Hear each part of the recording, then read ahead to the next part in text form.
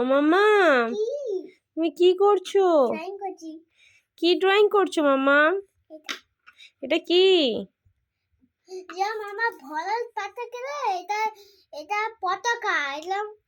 ভারত মাতা কি জয়।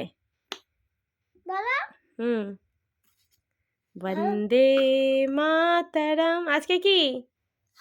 আজকে কি? আজকে সোমবার। আজকে সোমবার কেন? আজকে রবিবার। হ্যাঁ, বলো আজকে প্রজাতন্ত্র দিবস।